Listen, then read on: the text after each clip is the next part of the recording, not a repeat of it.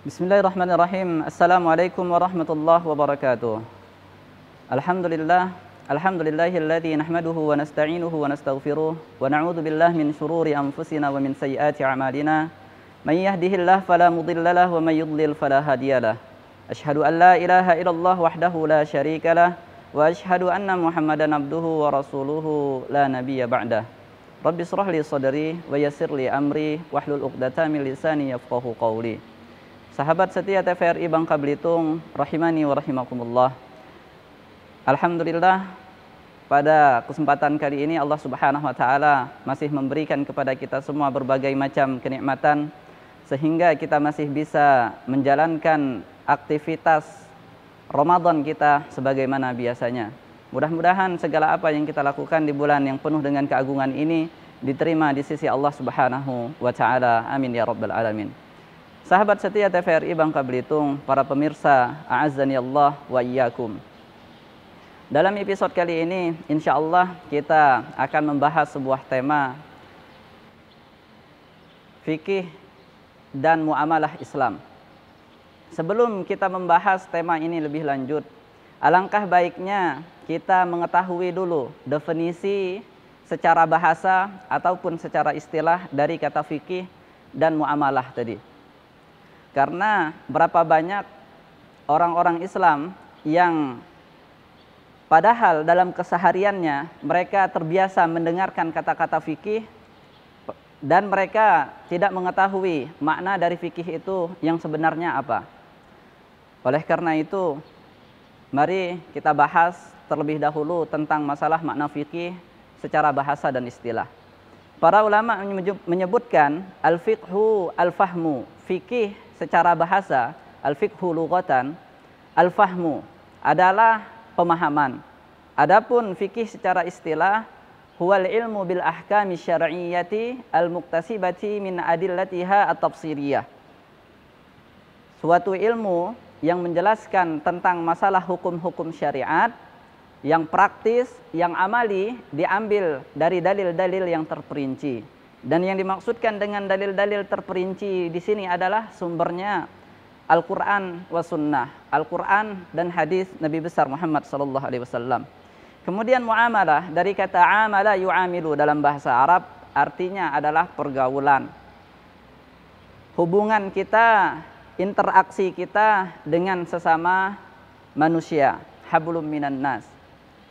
Oleh karena itu, fiqhul muamalah, fikih muamalah ini tersendiri yang dibahas di dalamnya adalah hubungan antara satu manusia dengan manusia lainnya. Misalkan yang menjadi topik pembahasannya adalah terkait muamalah jual beli, muamalah sewa menyewa, kemudian muamalah pinjam meminjam. Untuk apa hal ini penting kita ketahui agar ketika di dalam proses jual beli kita tidak terjebak ke dalam perkara-perkara yang haram. Wa ahallallahu al-bai'a wa harrama riba. Di dalam Al-Qur'an disebutkan Allah halalkan yang namanya jual beli dan Allah haramkan riba. Akan tetapi tidak semua jual beli di dalam Islam ini dihalalkan. Oleh karena itu sangat penting kita mengetahui dan mempelajari tentang fikih muamalah, sehingga kita bisa membedakan mana jual beli yang dihalalkan, dibolehkan oleh agama kita, dan mana jual beli yang diharamkan dan dilarang di dalam agama kita. Apakah jual beli online itu boleh?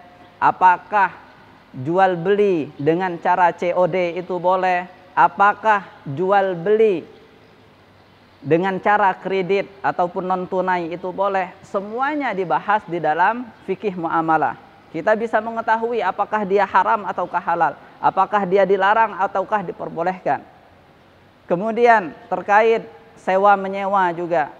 Sewa menyewa yang diperbolehkan seperti apa? Sewa menyewa yang dilarang seperti apa? Terkait pinjam meminjam. Pinjam meminjam yang diperbolehkan seperti apa? Kemudian pinjam meminjam yang dilarang, yang ada unsur riba, yang dilarang di dalam agama kita seperti apa. Semua ini bisa kita pelajari dan kita kupas di dalam fikih muamalah. sahabat setia TVRI Bangka Belitung rahimani wa rahimakumullah. Pada zaman sekarang, seiring dengan perkembangan teknologi, muamalah antara sesama manusia ikut berkembang pesat. Yang mana terkadang dulu jual beli seperti ini belum ada pada zaman Nabi, akan tetapi zaman sekarang kita hidup sudah ada. Bagaimanakah hukumnya? Tentu untuk mengetahui hukum-hukum ini tadi secara terperinci, kita harus banyak belajar. Kita harus banyak bertanya kepada guru-guru kita, para asatidz, para kiai yang benar-benar berkompeten di dalam bidangnya, agar kita terhindar dari perihal yang haram. Mudah-mudahan semangat belajar kita, wabil khusus fikih muamalah di bulan yang penuh mulia ini semakin bertambah, sehingga kita bisa membedakan perihal yang halal dan yang haram. Subhanakallahumma bihamdika asyhadu an la ilaha illa anta astaghfiruka wa atubu ilaik. Wassalamualaikum warahmatullahi wabarakatuh.